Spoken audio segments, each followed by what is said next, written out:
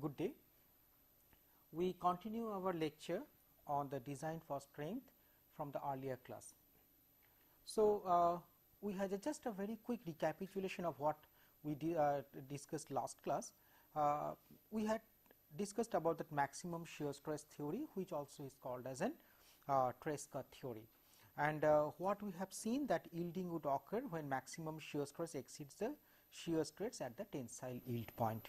And in the on this regard, we found out what we did. We have seen that we got some relations, that if this is sigma A, sigma B, the envelope was something like this.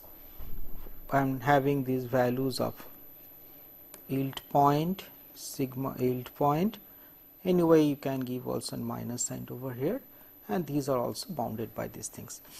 And we got the equations of the form sigma A for a safe design, sigma B modulus for the safe design, and sigma A minus sigma B for the safe design, again comes out to be yield point. Well, sometimes we can also use an equality to get the extreme points in this particular graph. Well, so we go back to this other theories. Now, the next one, what we call as a distortion energy theory. This is also sometimes called as von Mises yield criteria. So, what it states, that yielding would occur when the distortion energy exceeds the value of the distortion energy at the yield point in a simple tension test. And this criteria also agrees well with the experiment. Now, prior to talk about this distortion energy theory, just have a look of a situation. Now, what is this one? Is that suppose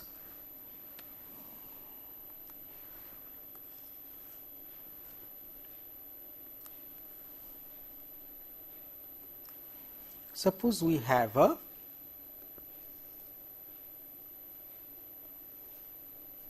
material under simple tension test. So, if we take up an element over here, so we know this element is represented, say a 3-dimensional look of the element. If we take, it is represented by this nature. Is correct?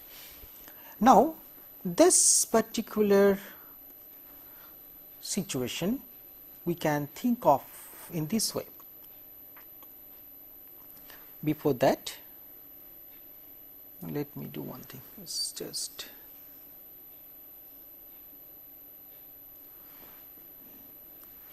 equivalent to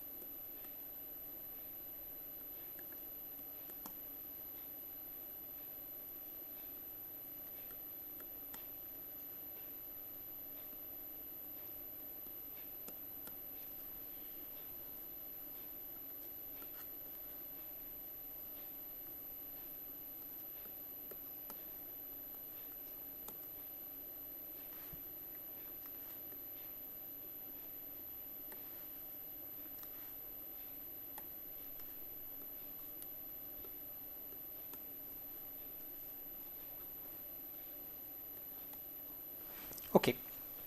See, the total sum of the forces sigma 3, sigma 3, sigma 3, that gives you the total sigma. Here it is sigma 3 outward and inward cancels out, inward, outward, cancels out. So, this represents the total scenario. Now, what it is meaning physically? You can see this particular first figure is all under compressive, tensile forces, sorry, it is all under the tensile forces.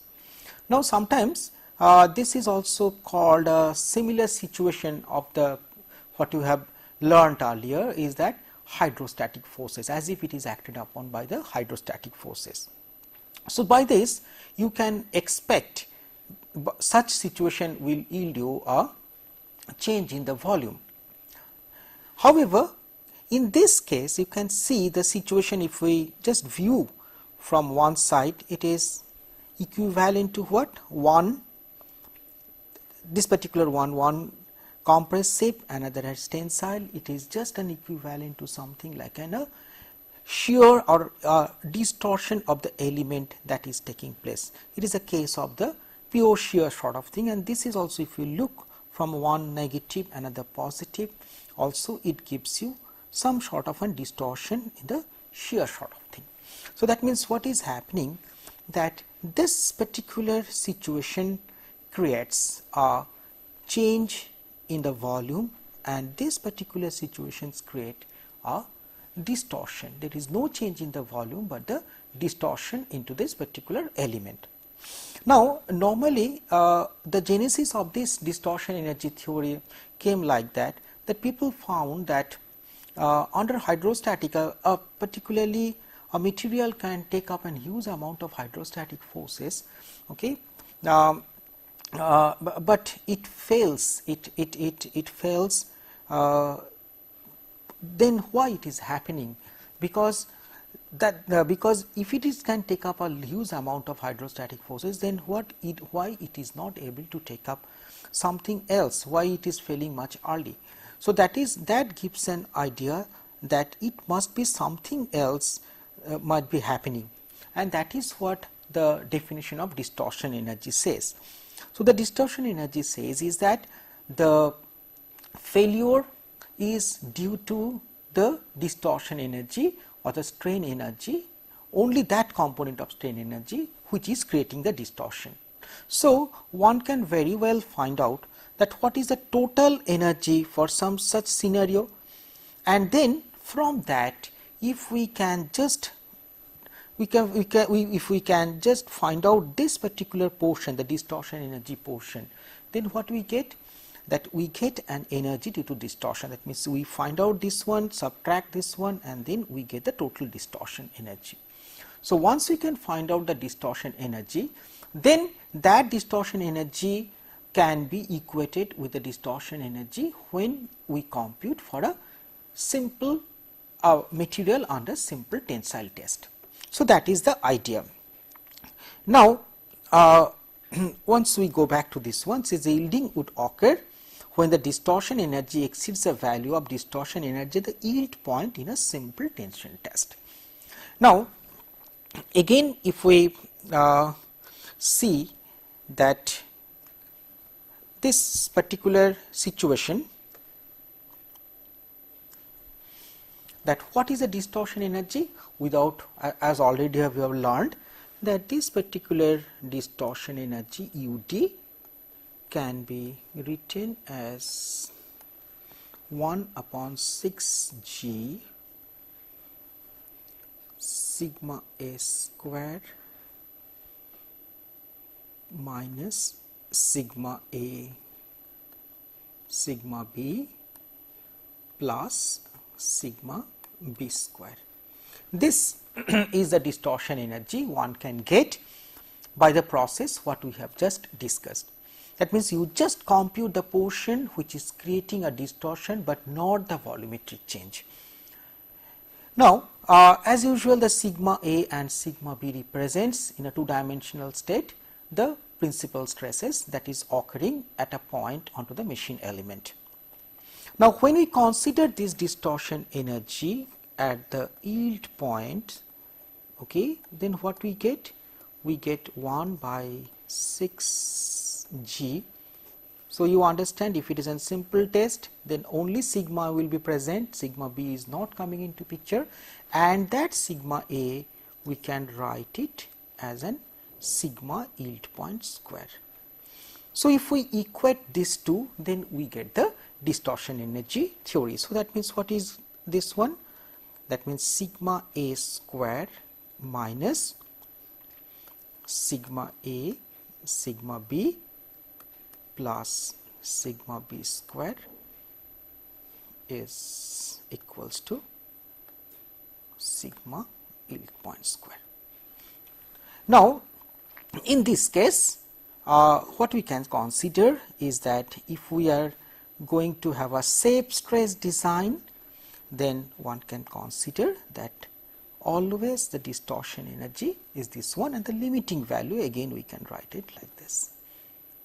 So, this one what we understand by the mathematical representation of the distortion energy theory. So, the distortion energy at a point is less than the this yield point criteria. Now, if we try to find out that this, you can see this is simply an equation of an ellipse, and so this ellipse what we are getting, if we try to plot over here, then what we will be getting is that again we plot a sigma A, sigma B, then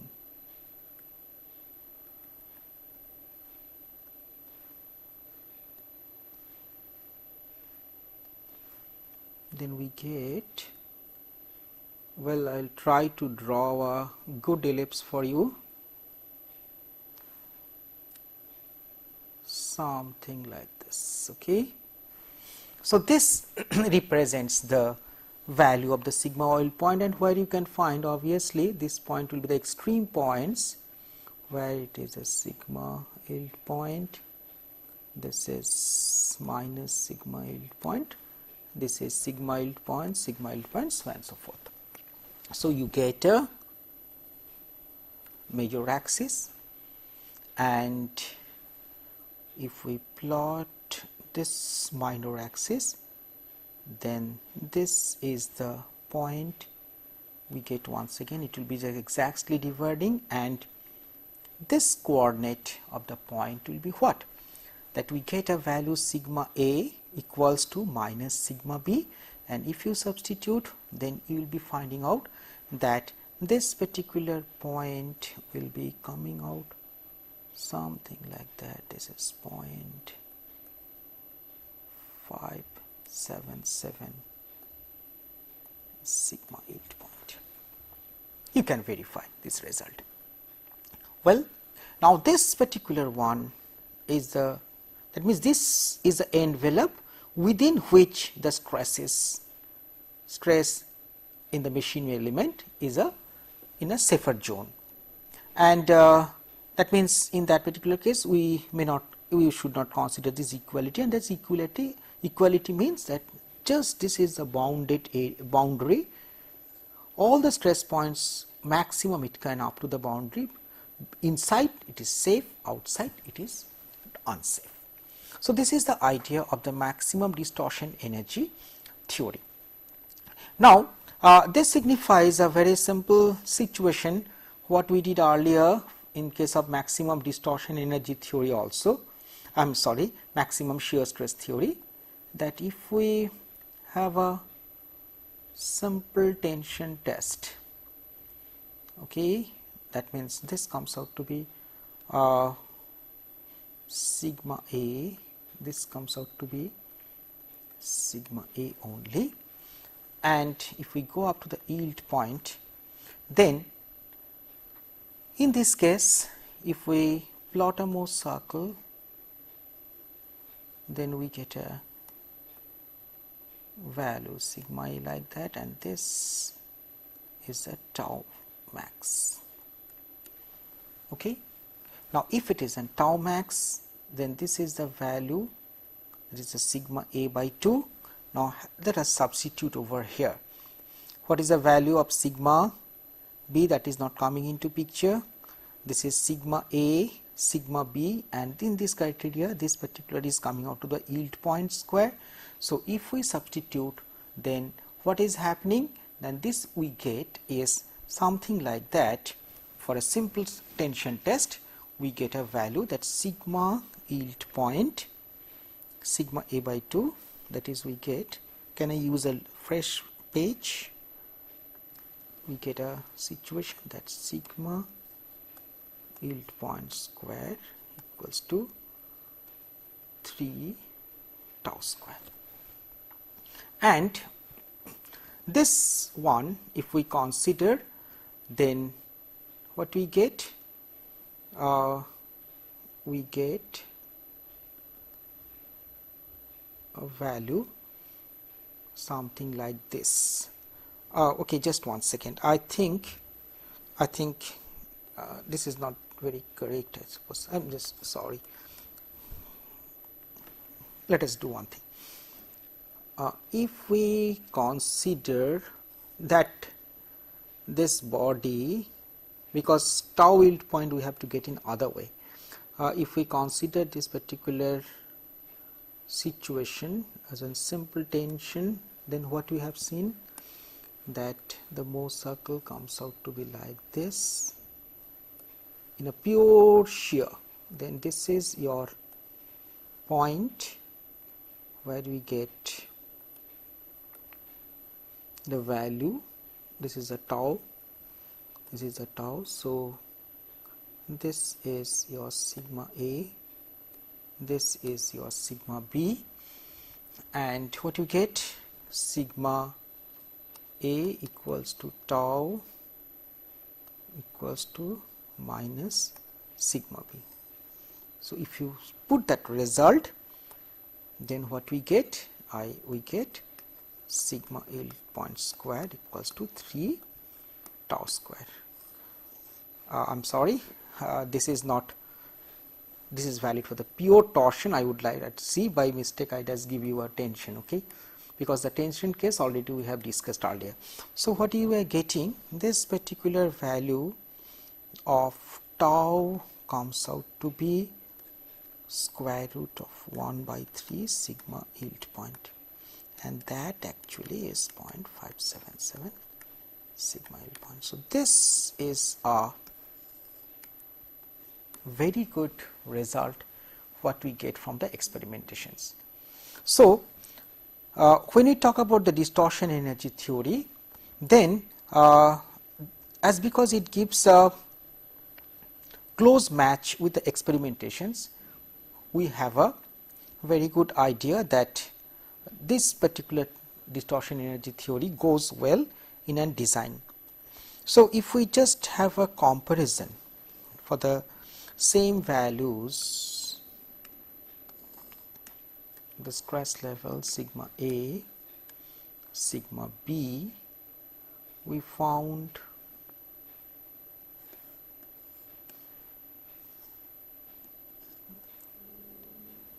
what is this one? Maximum shear stress theory. So, if we superimpose onto this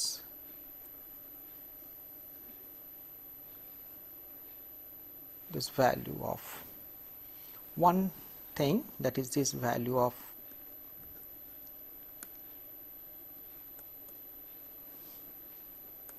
distortion energy results.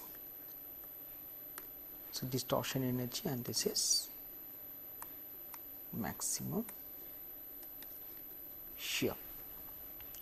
So, you find that this maximum shear stress theory is enveloped within the distortion energy theory. That means, this you understand, if we drawn this value was what? 0.5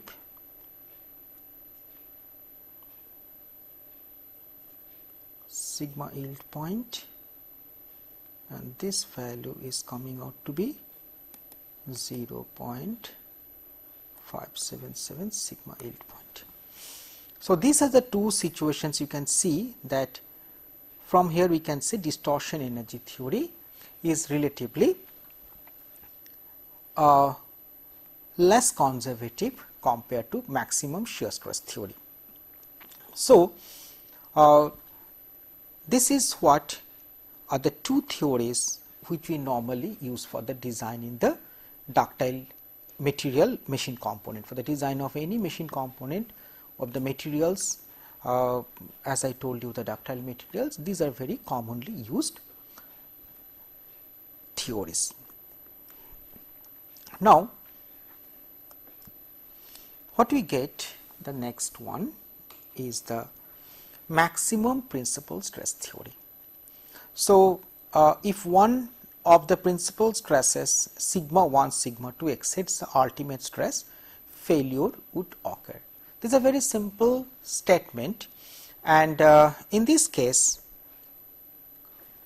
I would like to point out that this is normally used for the brittle materials. This particular theory goes to some extent well for the brittle materials, and here if we use the denominations, just the same thing, I think we have used the value A, okay, it's, we can put this sigma, well, the white was better, okay, sigma A, and let us put this one as sigma B, and this is sigma A. Sigma 1 and 2 sigma 2 is same, but anyway, as we are using this notation sigma A and B to represent the principal stresses, it will be better that we use the same thing. Now, what I would like to say is that if we consider this theory, then theory simply gives you the limiting zone sigma A, sigma B, this point is sigma ultimate, and this is sigma ultimate as usual, and you understand this is also sigma ultimate. Shall we put a negative sign just to represent?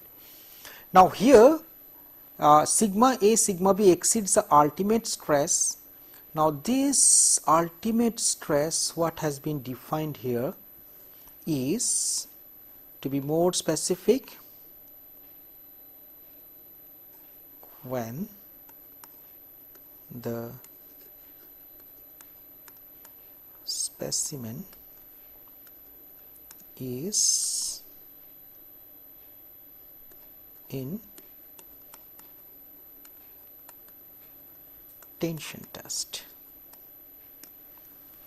So, if it is in the tension test, then we get this value of the ultimate stress, and for which the failure will occur. Now, this particular theory has got a drawback. The drawback is this, that the theory says that the ultimate stress in simple tension, that means it takes into account that the ultimate stress value in the simple tension test and in simple compression tests is the same, but it is normally it is not, because what happens when you use the brittle materials, then the flaws or some other material defects will be more pronounced if it is acted upon by a tensile test. But if it is acted upon by a compressive stress, or the compressive stress on the other hand, then what we will be finding out that the material can take up a more and more load. So, in general, as it has been earlier, last lecture when we have discussed about that materials, we have told something that the brittle materials normally have the more values in the compressive stress compared to what we get in the tensile test. So, just to overcome this situation, the drawbacks of this maximum principal stress theory, then what has been suggested is that another idea that is called Mohs failure criteria. Now, what is a Mohs failure criteria? Without giving any definition, let me draw and just explain you. Suppose we have conducted a test. Which was a test? First test is a tension test, second one is a compression test. Then we got a result. One is an ultimate stress or ultimate strength of the material, and another is a compressive test, which gives you an ultimate strength of the material in compression. And as I have discussed, let us consider the two situations, that these two situations reveals that suppose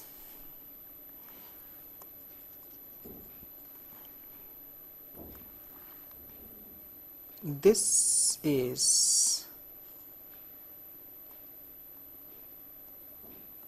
UT, you understand UT means in tension, and we got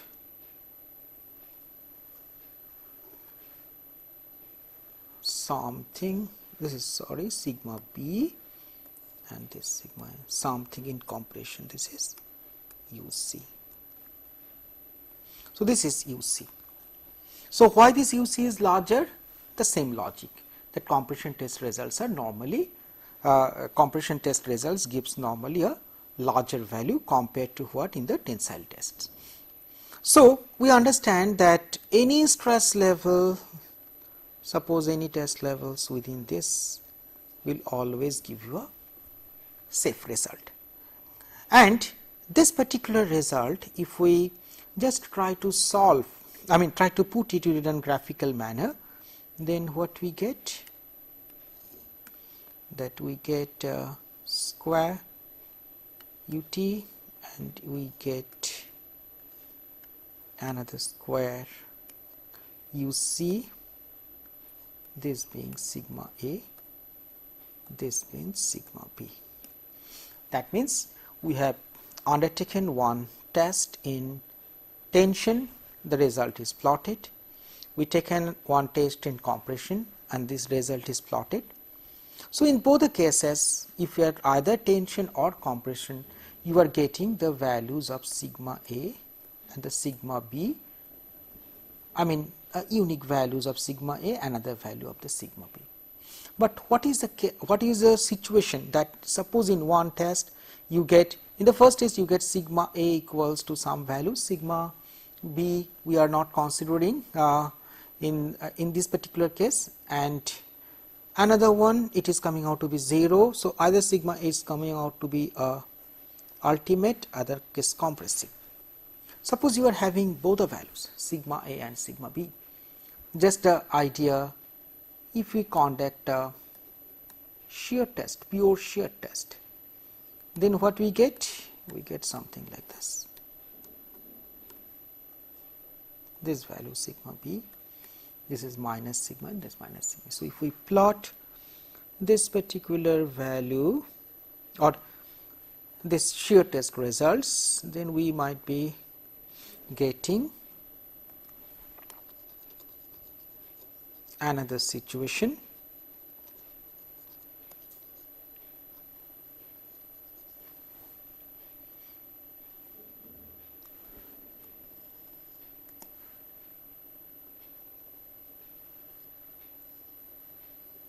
Like this. Is it okay? Now, the Mohs criteria is this, that if we draw a line touching this, so this is the what we call is the, this we consider the envelope of this one. So, this is the envelope for the Coulomb criteria, and this is the envelope of shape stress.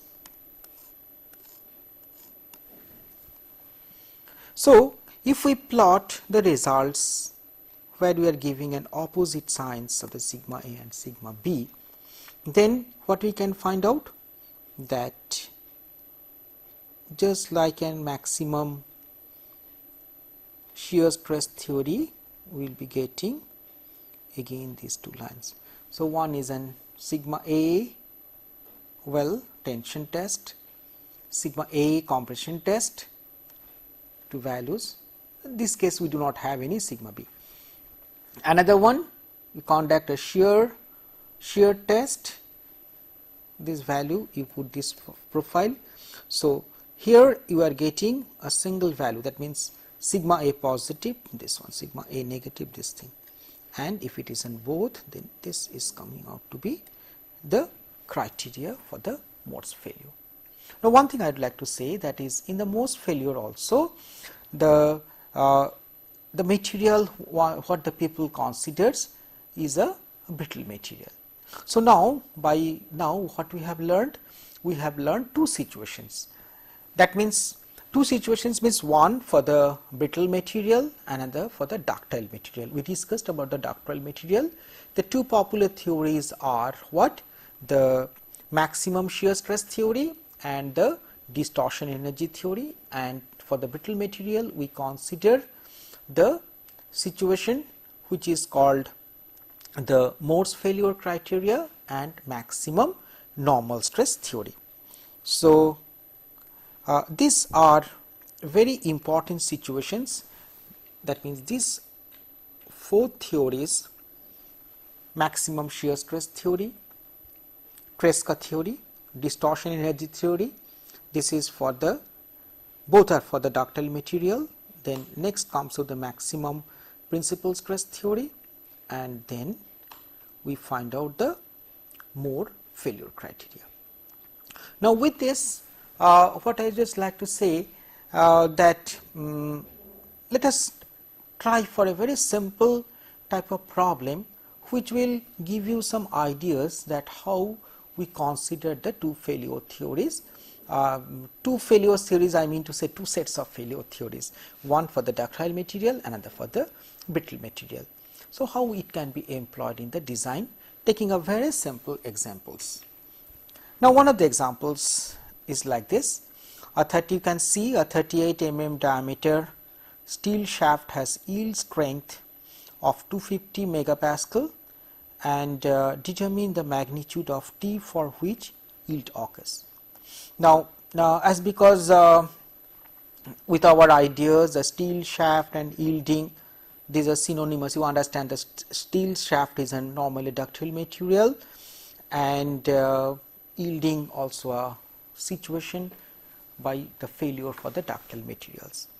Now, one thing is that one has to be quite sure that while choosing in design the normally ductile, is it really ductile, something like that, means one has to be very sure about the materials he is using in the design.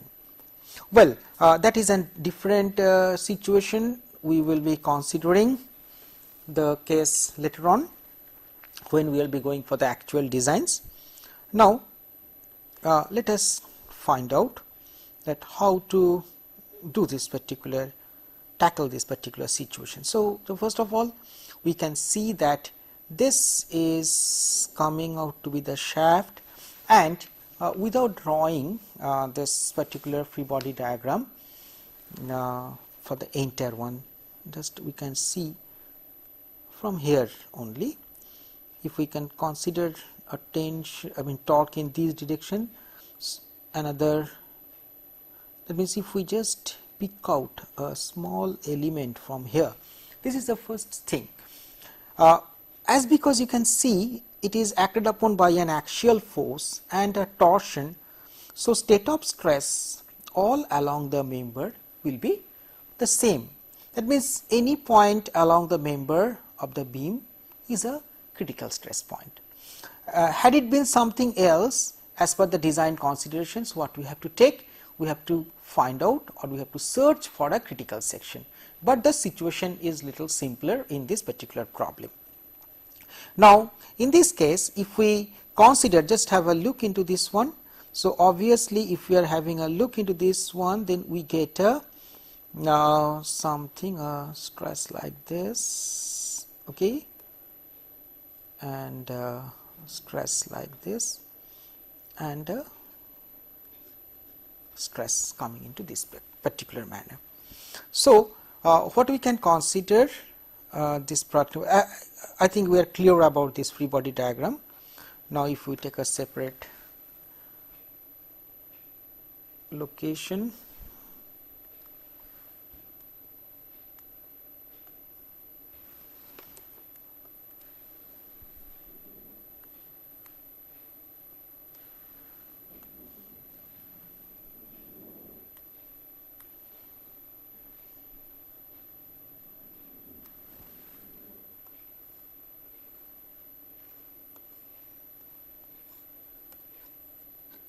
sigma, this is coming out to be sigma. What we got? We got something like this and something like this. Let us just quickly have a look. Well, this is something downward.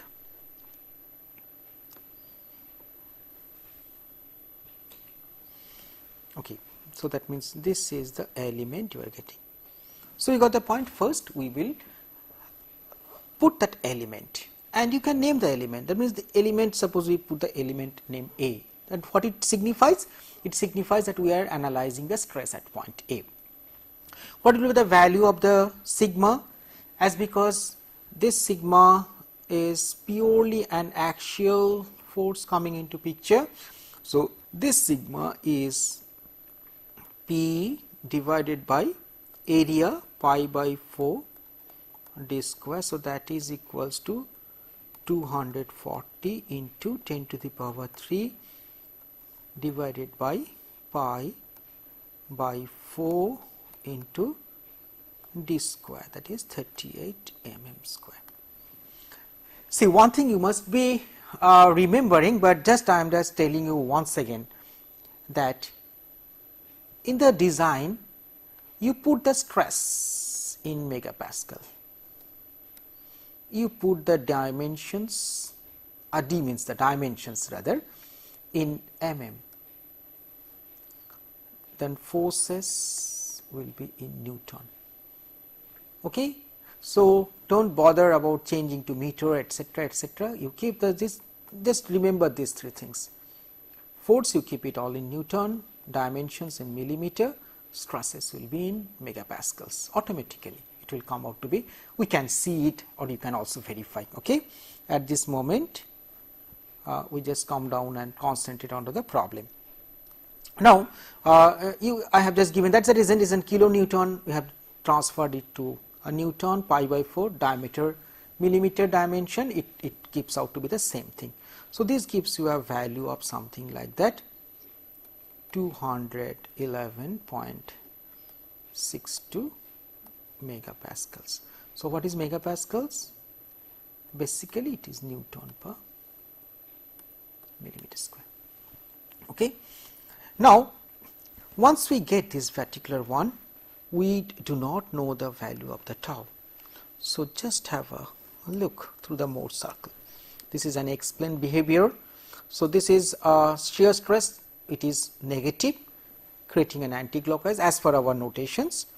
So, we get a value something, one value like this, information onto other plane, there is a positive shear and no normal stress, that means it is like this.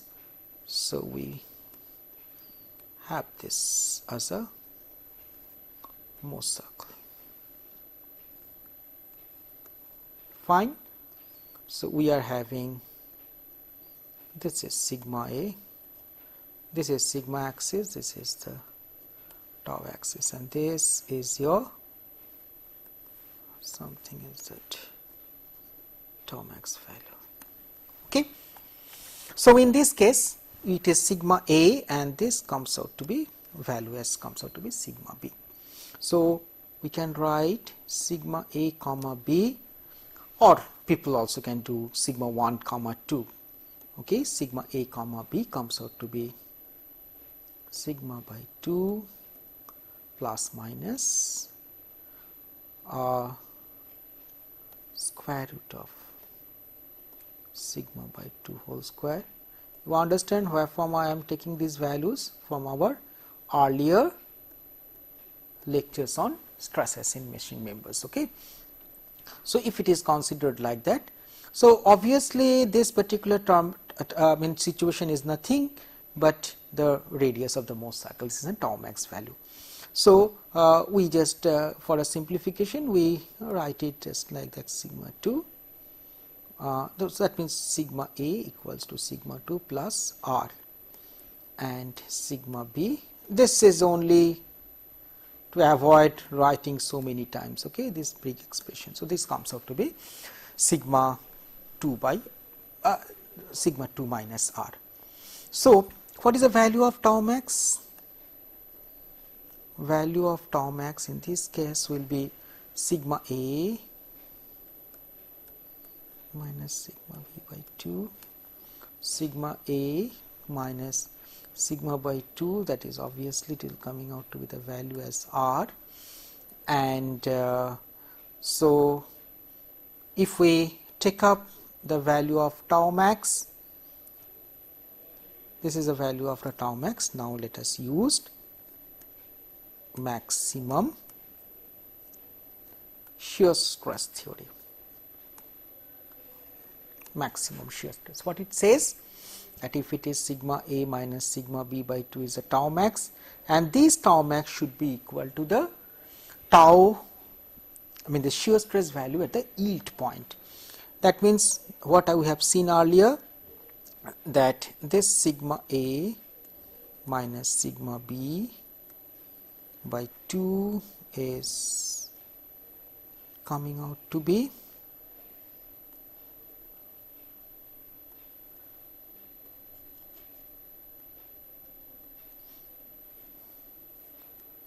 sigma yield point by 2. So, what we get, that from this result, if we substitute, then we can find out this value, and that particular value is, again we substitute back, means r equals to nothing but sigma yield point by 2. So, that value that value as per the present problem is 1/250 rather by 2. Okay. So, that means r equals to sigma by, that is 1, or again to be more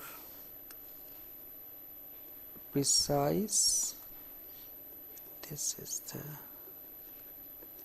tau max value. So, tau max equals to coming out to be in this range. So, sigma a, and from here we can find out the value of shear stress.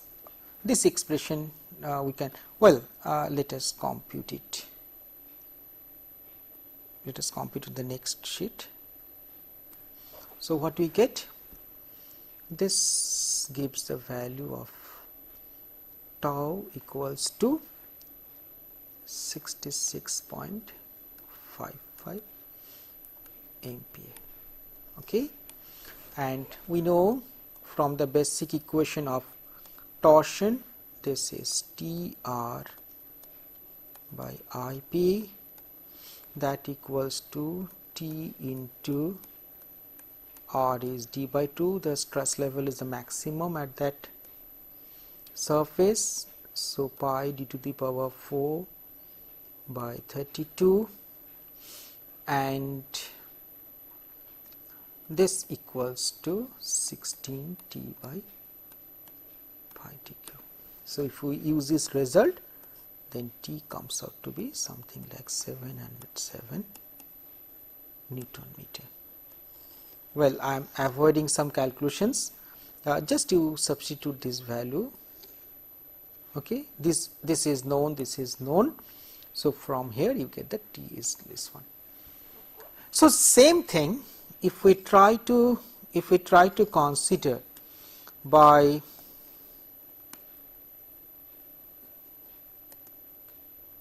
maximum distortion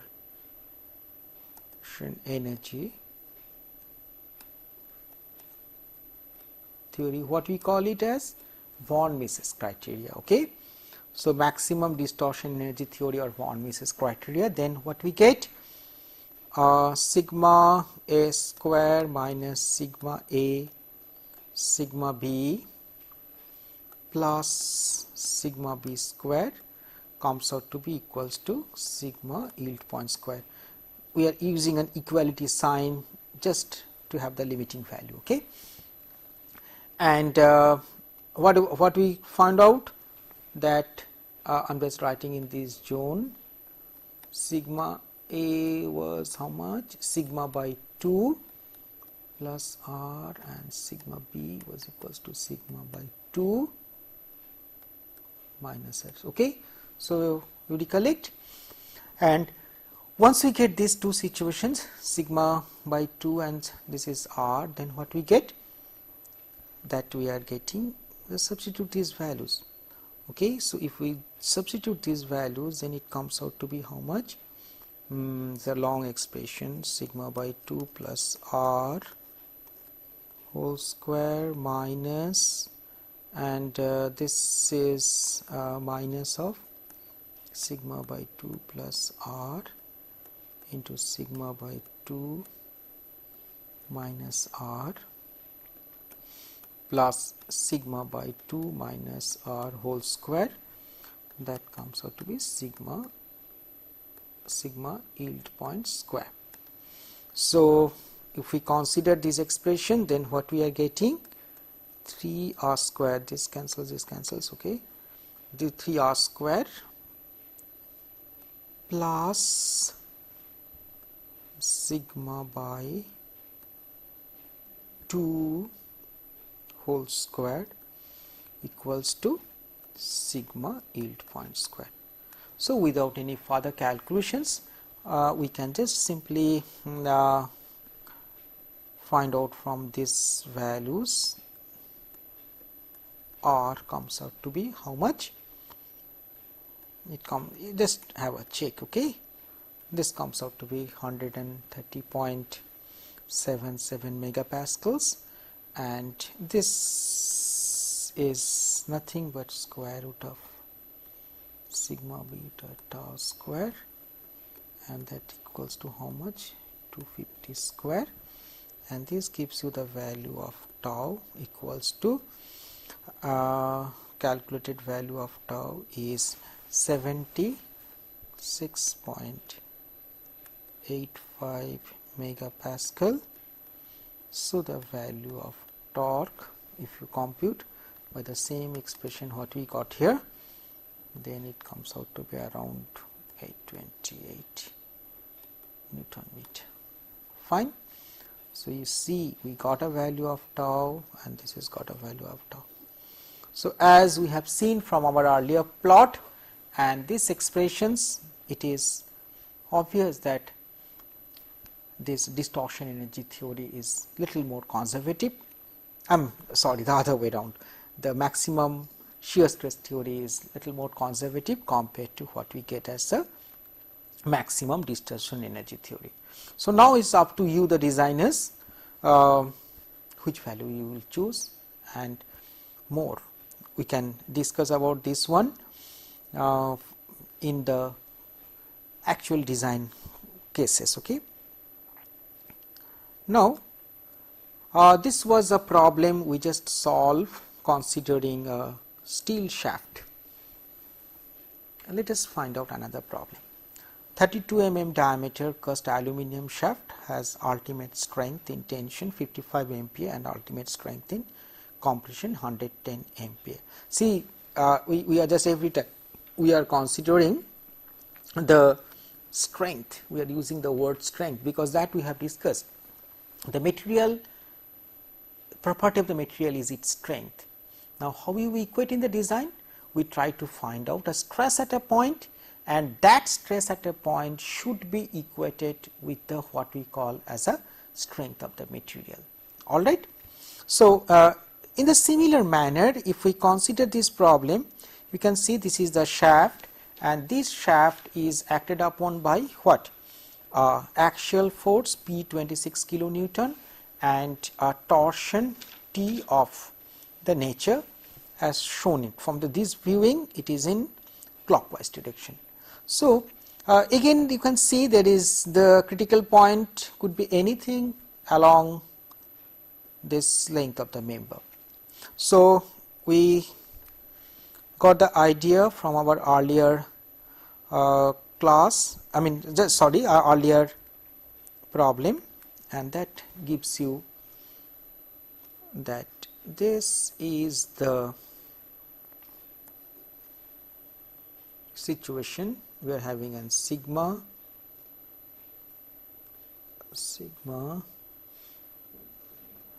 tau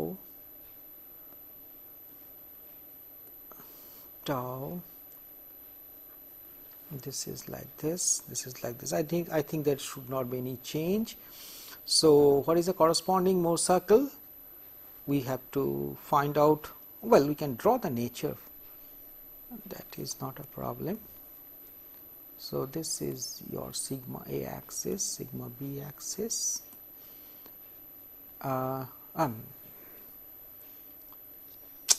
This is just, hold on.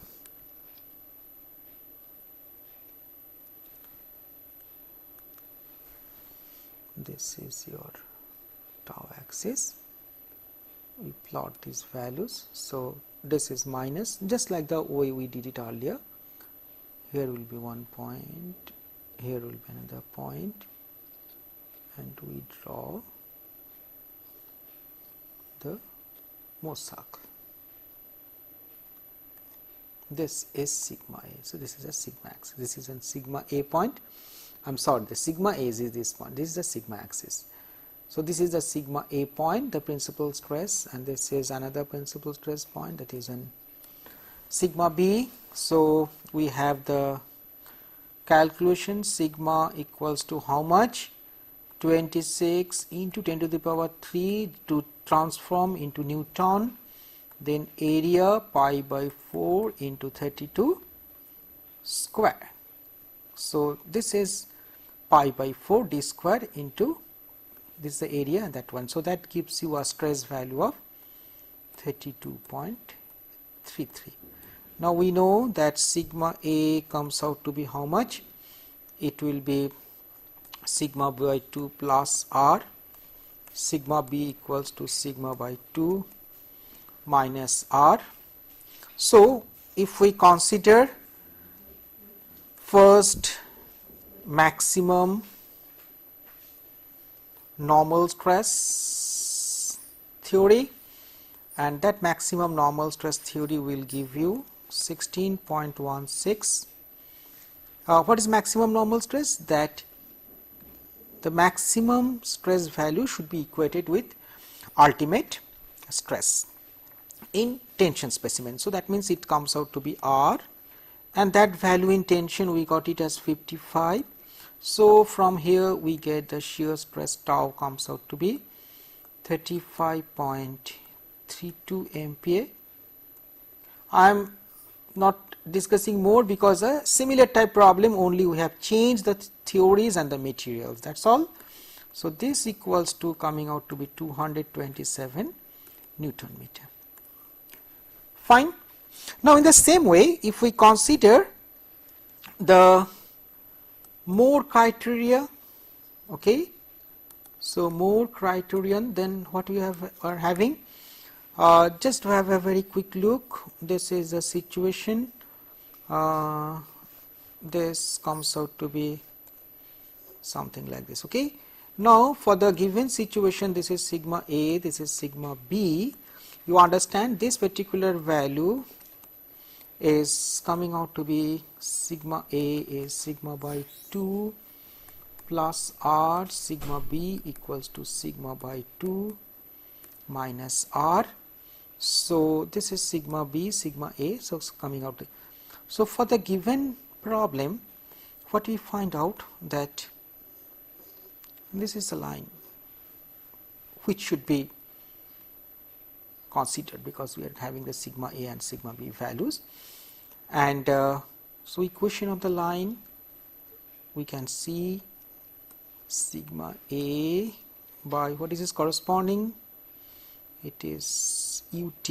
I am writing ut to find out as ut means tension, minus sigma B, minus sign is already taken care of, so you compressive, and this equals to 1. So this is the value, so you just substitute these values over here. Okay, so if we have substitute these values, then what we get, 16.16 plus R divided by 55 minus 16.16 minus R 110 equals to 1, and this gives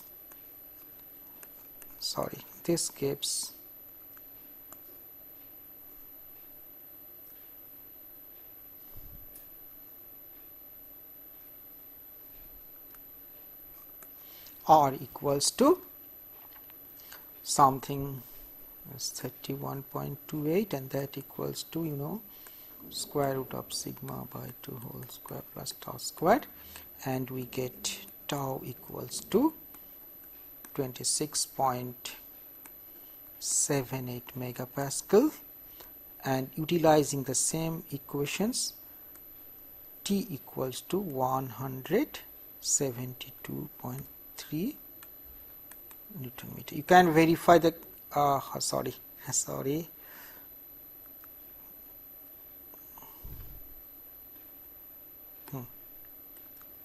So you can verify the results. Okay. Hope by your own calculation, just have a check of this one. Anyway, if there are some calculation mistakes, is nothing to worry, because you can correct yourself.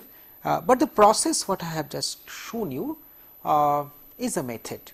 Now it is up to the designer, but one thing you please note, that in this case the stress at a point is directly equated with the strength of the material. Well, that means what I mean to say is that we found out a stress at a point, okay, in this problem. Torsion direction was something like this. Okay, we find out the stress at a point, and that stress at a point, sigma point or sigma A, say sigma A, was directly equated in some form, I just writing in some form, with a sigma ultimate or sigma yield point, etc., etc. But normally that is not to be done. We should reduce the stress values of the stresses to some extent, and those things are called actually the allowable stress. And what is allowable stress? That means these allowable stresses are obtained from this material property and using some factor of safeties. All those things we will be discussing in our next class. Thank you.